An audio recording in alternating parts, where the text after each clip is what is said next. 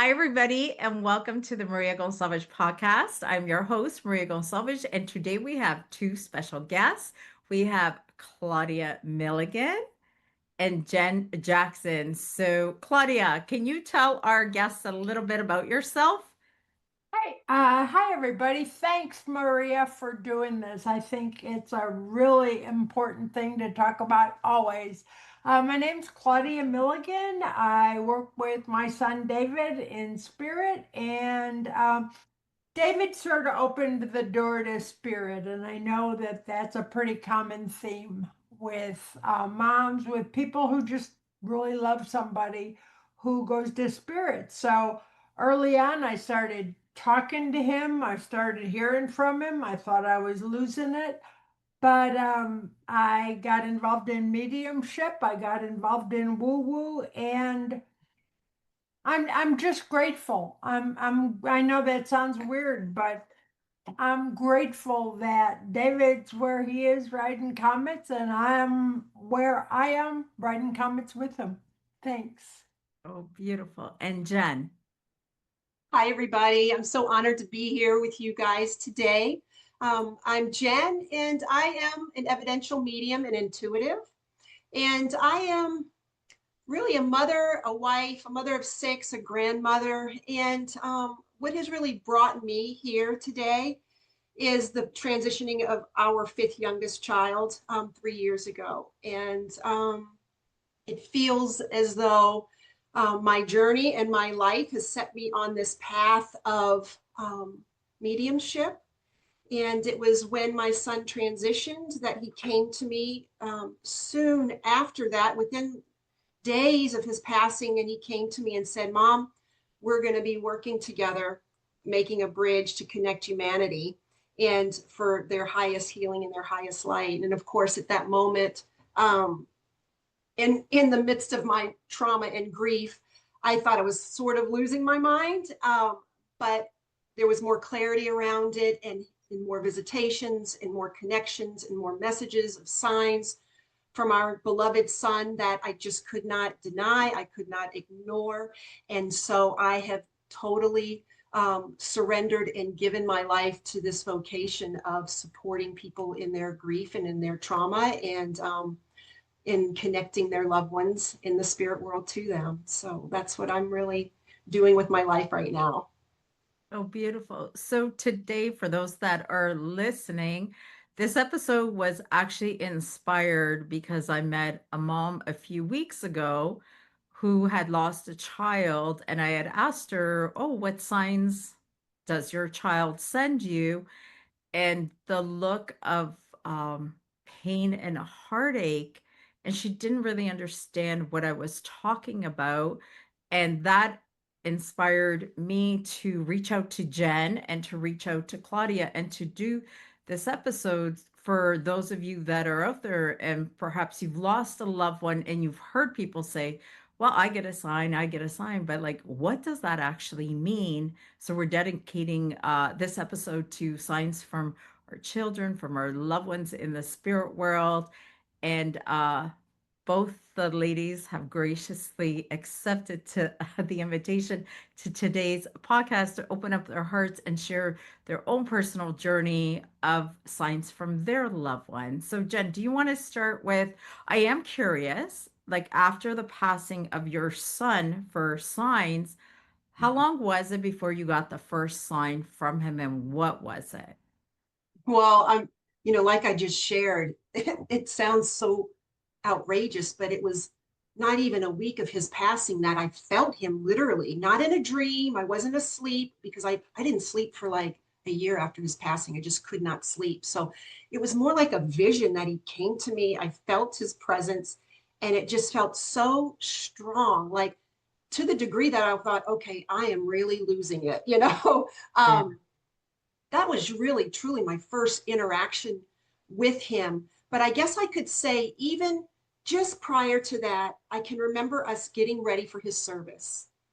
And my husband was getting dressed and I was getting dressed. And of course, you can imagine all of the feelings and emotions that are going on. And he comes and he says, Hey, come look outside the front door. And I was like, oh, okay.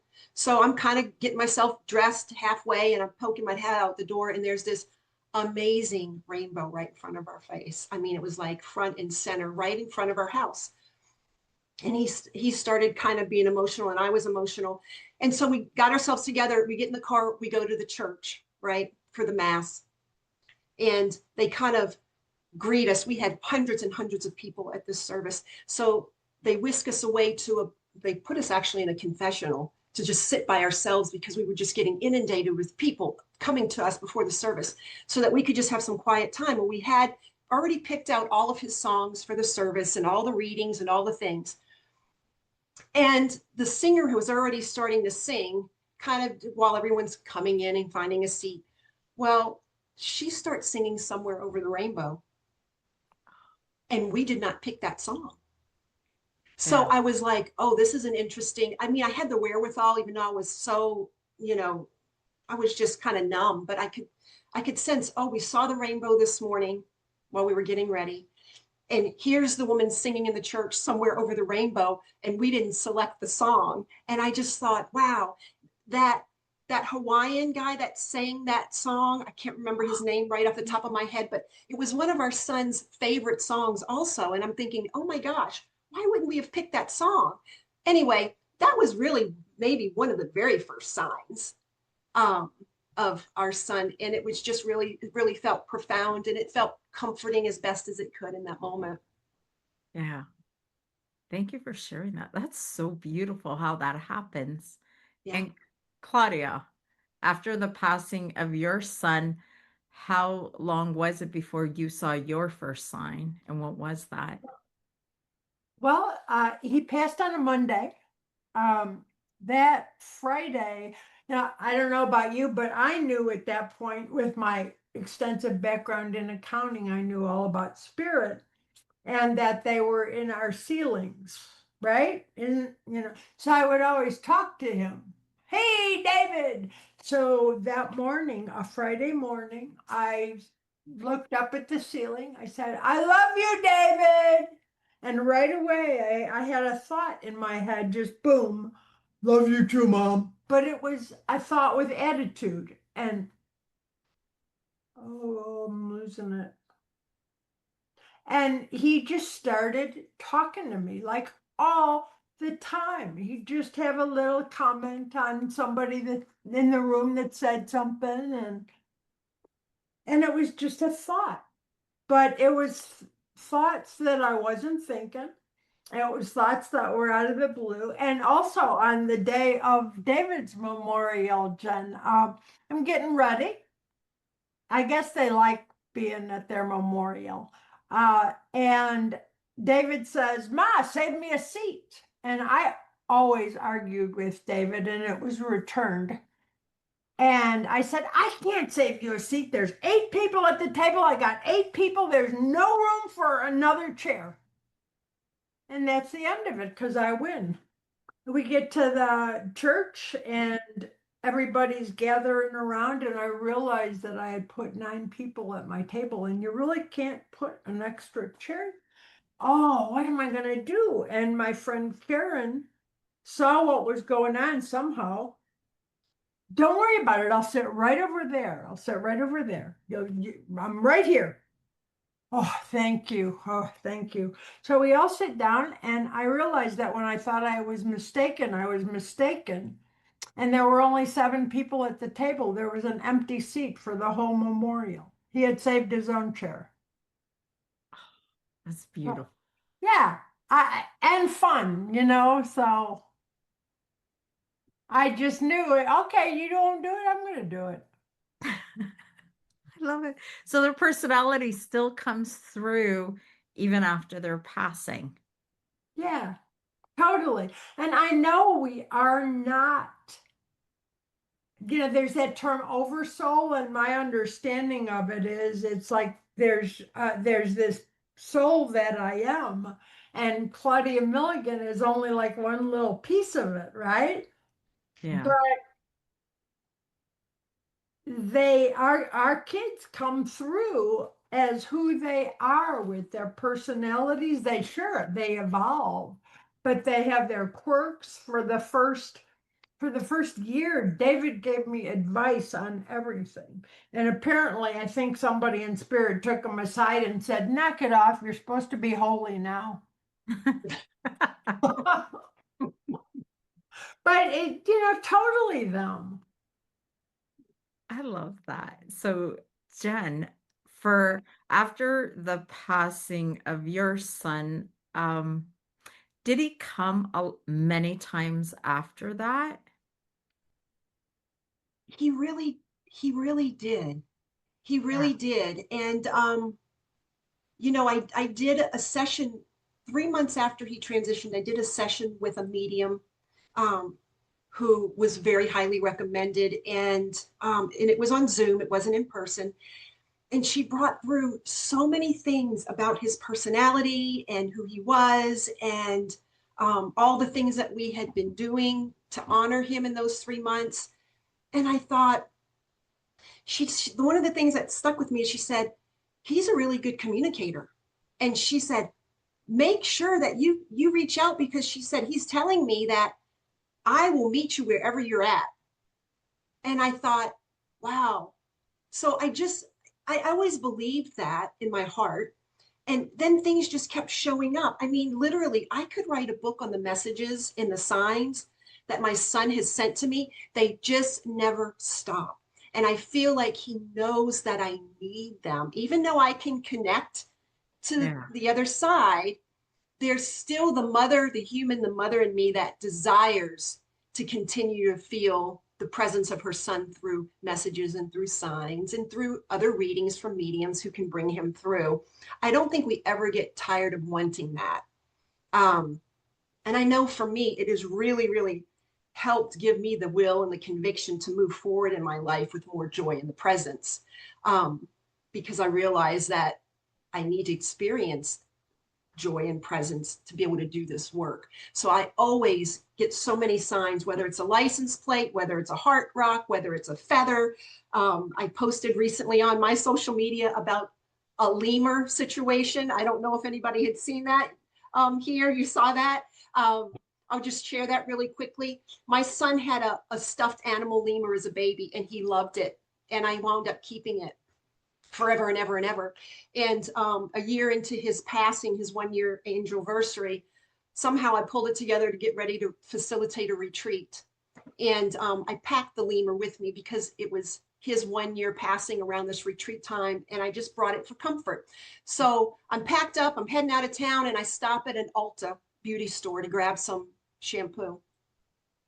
I go in that store in Missoula, Montana, which there's not a big population here. And I'm grabbing it off the shelf, and this woman passes me, and she is holding a real live lemur in her arms. Wow. And yeah, this was a year into his passing. And it just floored me. And I just stopped dead in my tracks. And not only did she just come out with this animal, she stood in front of me and we talked. And I just couldn't get over it. I was just like in awe. And I asked if I could pet him. And she said, "Oh, sure. This is Mowgli." And I went to reach out my hand, and he grabbed my finger and yanked it. And it startled me. And I thought, this is outrageous, outrageous. And so I left there going, Jackson, you have got such a sense of humor, because I not only kept that lemur, it was in my car to bring to comfort for comfort while I was facilitating this retreat. I just felt like how profound and how clever it is. I mean, how many people see a real live lemur anyway, much less in a store? So it just was like I was awestruck. That is Yeah. amazing. So here's a question I have, and I know people listening are gonna have. Do you have to be a medium to receive a sign? Were you mediums before this happened? I wasn't. But I've been talking to people and they'll say, I'm not a medium. A lot of times my interactions with parents or whatever are on Zoom. And when they say that, I'll share my screen and I'll type up definition medium, someone who talks to dead people. And they go, oh. mediums. I truly believe that if we love somebody in spirit, the love is the power to connect, whatever that looks like for us. I do know that there are friends of mine who have small children in spirit. And they will have told me, I've been to 3 mediums, I've been to 5 mediums. Nobody can ever see my daughter. Nobody can ever see my son. Well, if a medium is not willing to see a little girl, a little boy in spirit, they're not going to see it. And I think the same is true with every single one of us. The only difference between somebody who can talk to their person in spirit and somebody who can't is people who talk and receive messages from their people in spirit believe they can. That's all it is. Those who think they can and those who think they can't, we're both right. So for me, becoming a medium and talking to my kid was not about learning how to do it. It was about unlearning like 17 years of Catholic school. Yeah. I remember years ago studying with a shaman, and he used to say we're all connected by our heartstrings. Yeah. Those never get disconnected when our loved ones pass away. We're connected forever. So thank you, because I do feel like that there are people out there that think they can't connect because they're not mediums. Like, oh, I haven't been trained, therefore I can't connect. Only the special ones can connect. So thank you for clarifying that. So if you are somebody that is listening to this podcast and you have lost a loved one, know that you do not need to be a medium. You do not need to identify as the word medium. Maybe you're like, oh, I don't like that word. Just know you're connected by your love, just like Claudia said. So I love that. And then for people in their first year of grieving, is there anything you would want to share to help them through that process of losing a child? I just think that it's such a profound experience to walk through. And I can only speak from my own experience, but for me, being that we have a larger family and lots of children, um, it was about how to even begin to move forward and even being able to feel if you could move forward in life. And, I feel like there has been so many gifts in this process for me. And, it really, I've done so much healing work in my lifetime. Yeah. But when my son transitioned, it got really clear really quickly that this was the real start of my healing journey. It was like it stripped you of just about anything that you thought you knew about anything. And it made me question everything all over again. So there was a lot of learning how to integrate into this new way of being in the first year. And, there was lack of sleep for at least a year. I still struggle every now and then. It's much better now. Yeah. My age, I was going through menopause during that time. So you can imagine for the women out there that are around that age, to have that and be compounded with child loss felt really, really strong for me. But it was these little tiny brief moments that I would get a sign or a message that I felt so strongly that it came from my son. And the other thing is when Claudia said anybody can talk to anybody, that is so true. And there's something about knowing that you have a child on the other side. Well, half your DNA is on the other side, really. So you can't be separate from that. You can never be separate from that. So I started understanding that as much of signs and messages I was getting from my beloved child, that it made sense because half my DNA is already over there, right? So it was giving me a little bit of momentum, if you will, to be able to look at all the things that didn't feel good. And while having his support and his guidance along the way, if that makes sense. Yeah. And Claudia, do you want to add anything? That first year? How was that for you? Survive, breathe. I gave a friend a ring. It just says, just breathe. And so it's really the simple stuff. I did not learn until my son passed how to just ask myself, hold on, what do I need right now? Unfortunately, a lot of the times the answer was a piece of chocolate or a cookie. So I gained 30 pounds in the first year. But chocolate takes the edge off. you know, there's an acronym HALT. If I'm hungry or angry or lonely or tired, I need to take care of that of myself before I go to the grocery store or whatever. And I don't know about you, but I just was not really good at self-care. I don't think I would have made it if I would not have done my best to bring good people around me, to push people out of the way. I learned for me that a lot of people just disappeared. I don't know why, but it seems like a lot of people think that child loss is contagious, you know? Oh, I don't want to be around it. I don't want to be reminded of it. My mom used to say, don't let the screen door hit you where the good Lord split you.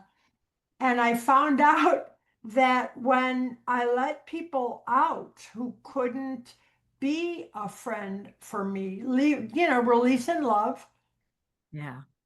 the spaces filled up. They filled up with people who could at least try to understand. Yeah. I needed that. I needed that more than I ever have before or since. So just the basic self-care. I also had a list on my refrigerator of about 60 things that made me feel better. Cookies were on it, chocolate was on it, but so was a walk, playing with the dog, a glass of water. Water is a phenomenal medicine.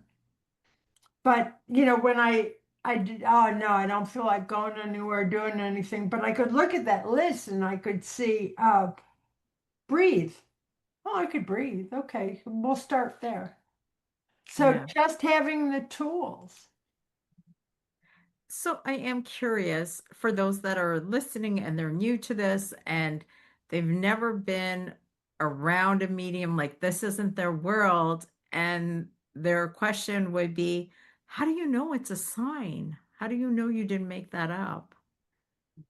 Who would like to answer that question? I would love to, because it's my favorite question. I get it a lot when I do mediumship demonstrations. And a mom will say, my kid never talks to me. Do you ever talk to your kid? And the answer is always, I talk to him all the time. And then okay, do you ever shut up and listen? And I don't know if, Jen, if your experience is similar, but for me, spirit does not come pounding on my door generally. It's not the huge things, it's those little, wait a minute. And so sometimes I'll ask parents, why don't you go next door and ask your evangelical neighbor if that was a sign?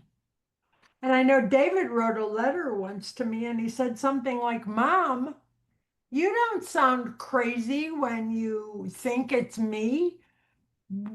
What makes you sound kind of crazy is when you go to somebody who did not see what you saw, feel what you felt, know what you know, and you say, do you think that's a sign?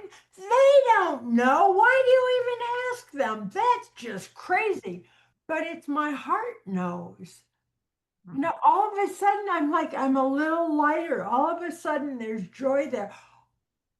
I don't know if that was you, but it sure feels like it. And that's the I magic. agree.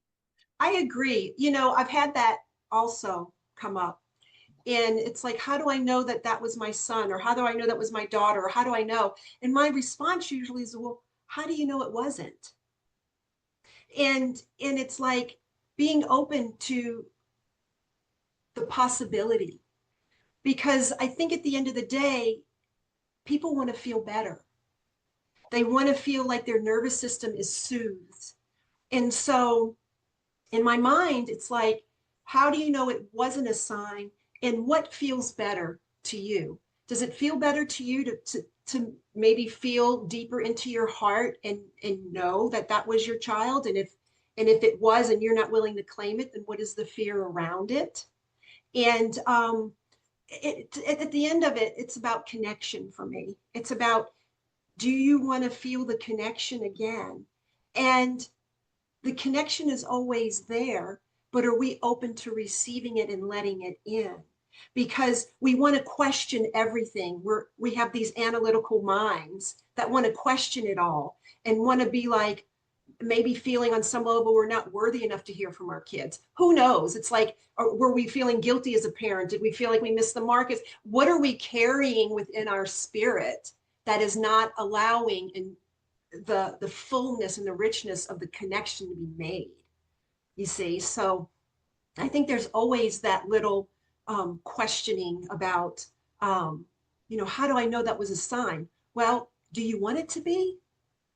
Can you maybe be open to the possibility that it is? You see, so I think it comes down to challenging some of our belief systems too. Yeah. Oh, there's a quote I love by Anne Lamott. It's about religion, but it works for speaking to spirit as well. And she'll say the opposite of faith is not doubt, it's certainty. I think it's totally normal and natural for most of us who have been through life and had their parents say, you're talking to your imaginary friend, stop it, or whatever. But I can doubt all day long. Was that you? Fine, doubt. But question and feel instead of going into, this is not always my friend. I've heard that, my mind is like a bad neighborhood. I don't want to go in alone. But my heart is pretty safe. And David always speaks to my heart. So here is another question that I have heard over the years.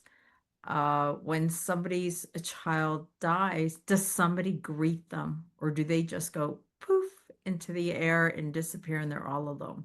So I will let you two ladies answer that, because I know I've heard that over the years through readings. The day after David passed, a friend of mine came over and we were sitting at the kitchen table and he says, I just want you to know, God did not take David. He received him. But so often I have heard stories about who met who, and there's that beautiful print of the reunion. A child, a son just grabbing his mother. I know David's first in line, although the dogs will be close right after that, But it just doesn't make sense. And early on in a letter, David said, yeah, I'm doing some greeting. Some of the kids who come here are in a rough spot right at first. And sometimes they can't even hear whoever came with them. But the one you call God, he doesn't let anybody be alone. So they see me and they hear me and I tell them stories and they laugh at my troubles and it's awesome. I just know, why would a loving universe allow us to go alone? That doesn't make sense. And spirituality for me makes a lot of sense. Yeah. And Jenn? I feel the same way. I feel like my son has come to me with our dog that's already in spirit. I also feel that he has been with my mom and my mom has been connected to him in spirit. I also know that Jackson has come to me specifically and said that he's a helper. And he had such an incredible sense of humor. I felt like he was telling me, yeah, I'm like a Walmart greeter. and he helps people make the transition, especially young people that have crossed over, um, to help them to acclimate on the other side as well. I don't feel like we're designed to ever be alone, really. And, I guess that comes down to our belief system on some level, but I've never had any indication from any of my interactions or signs or messages or other readings from other mediums that my son has ever been alone.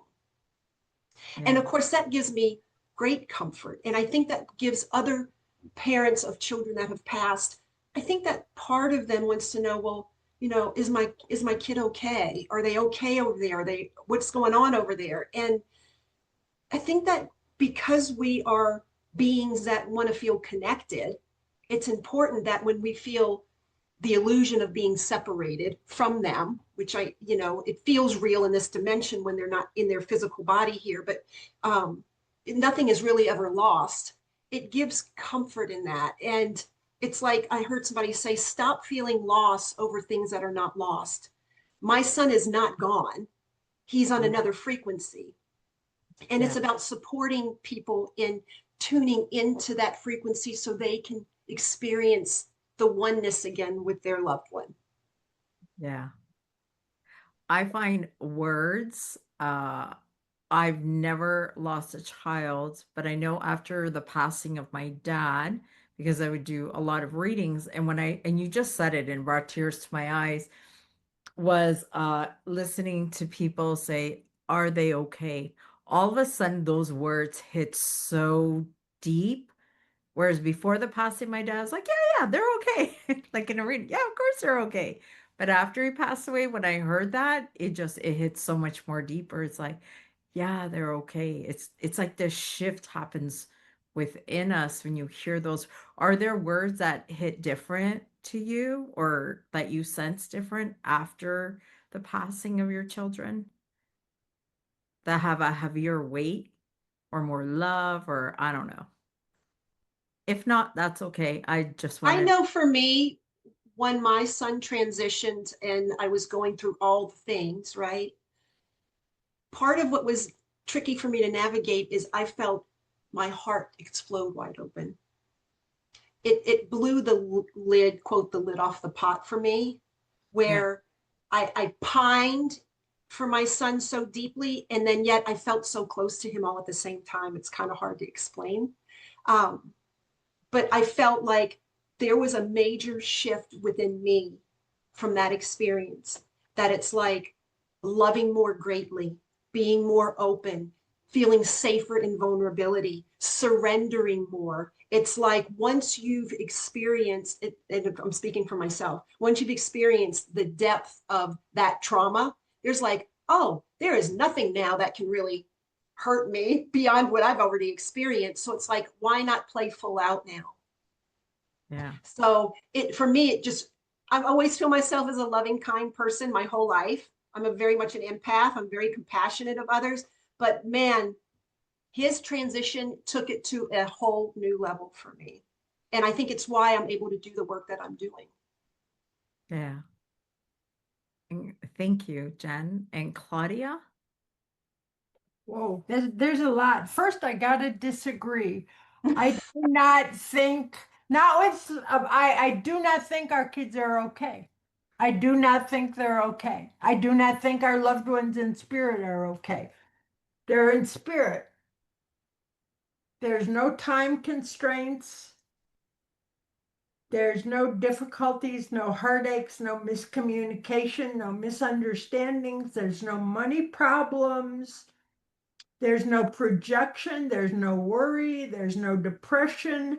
There's no mental illness. They're not okay. They're terrific. I don't think we have any concept. And I think it's really, really sad that we don't have grandma on a board in the living room anymore when she passes. Death has been moved away so far away that we cannot understand it. And so many of us are in fear about it. Whoa, what's it like?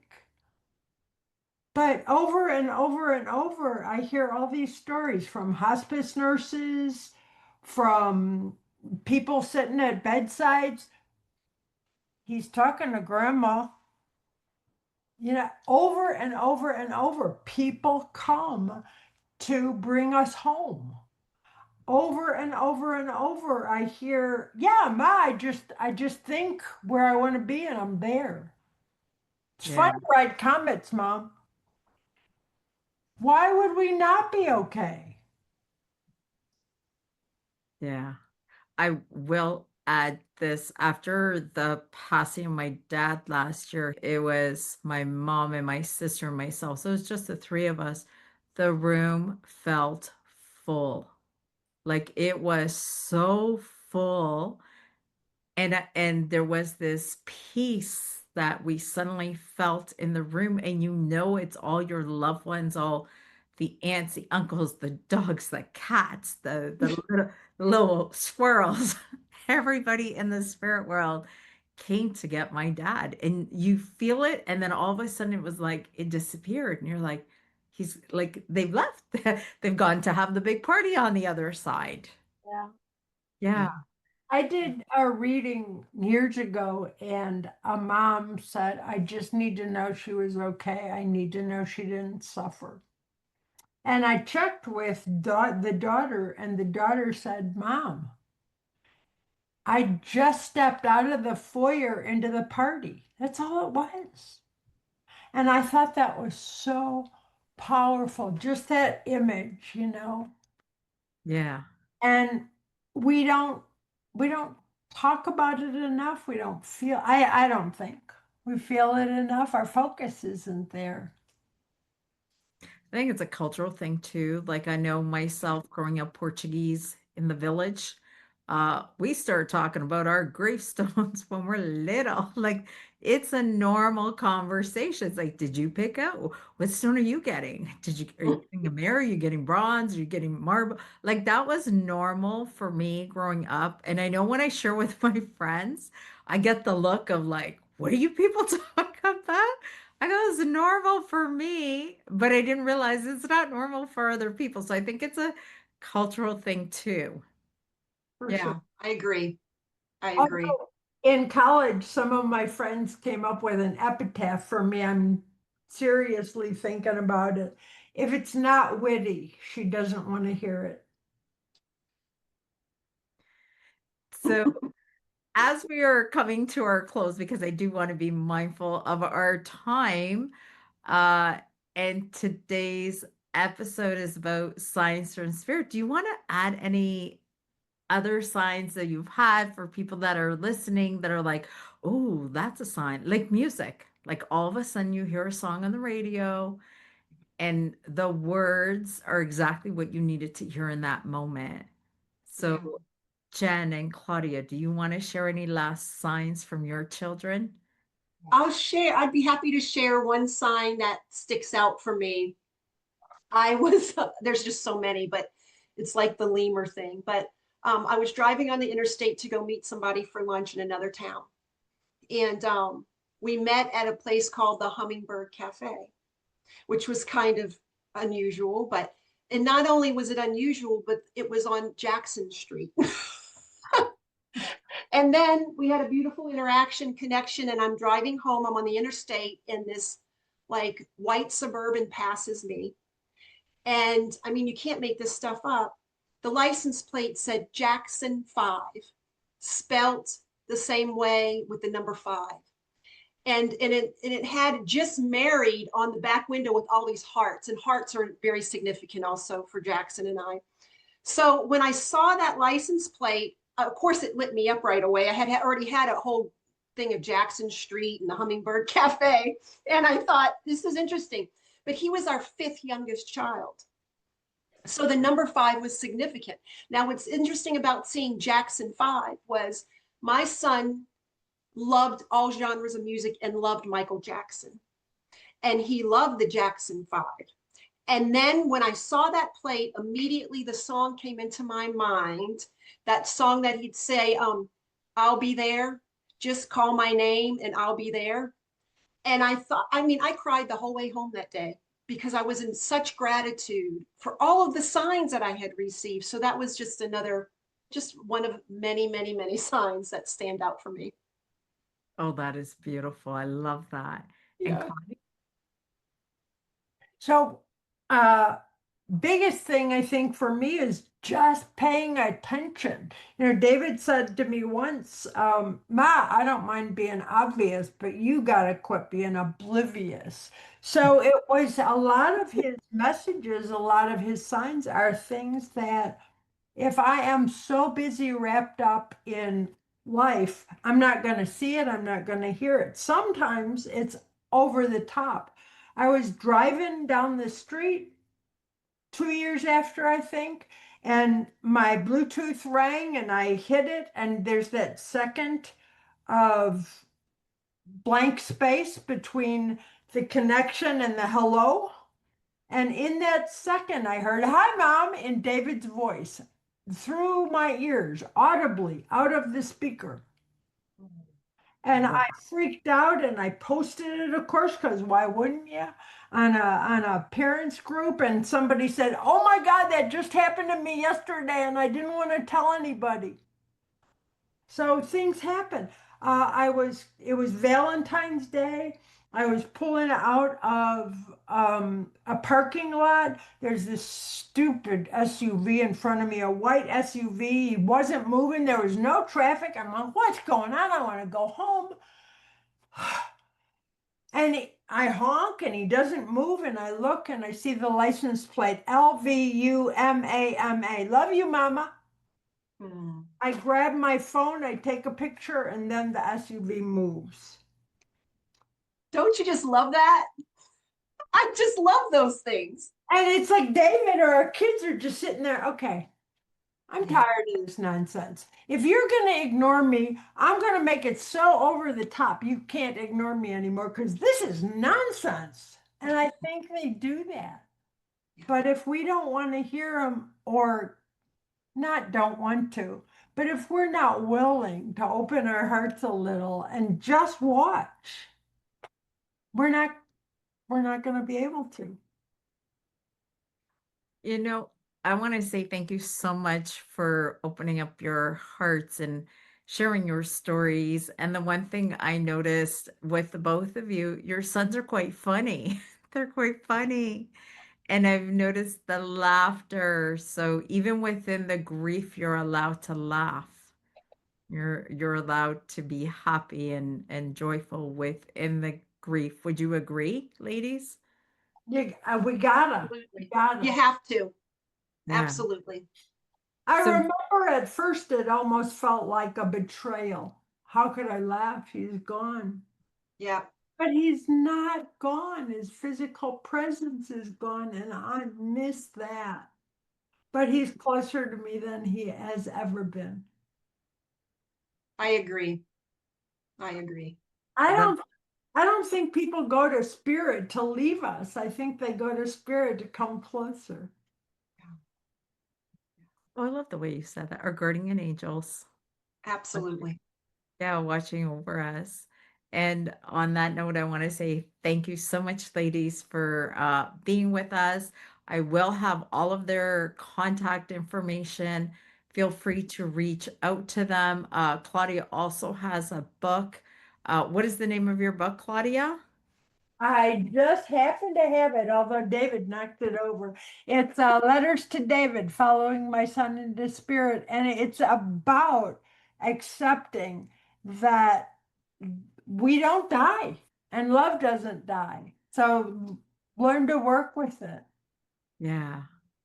So, on that note, thank you so much, everybody. Thank you for listening. And don't forget to reach out to the ladies. All their contact information is there if you want to share a story or if you want to book a reading with them. And thank you so much, ladies. Okay, take care, everybody. Goodbye. Thank you. See ya. Bye. Thank you. Bye.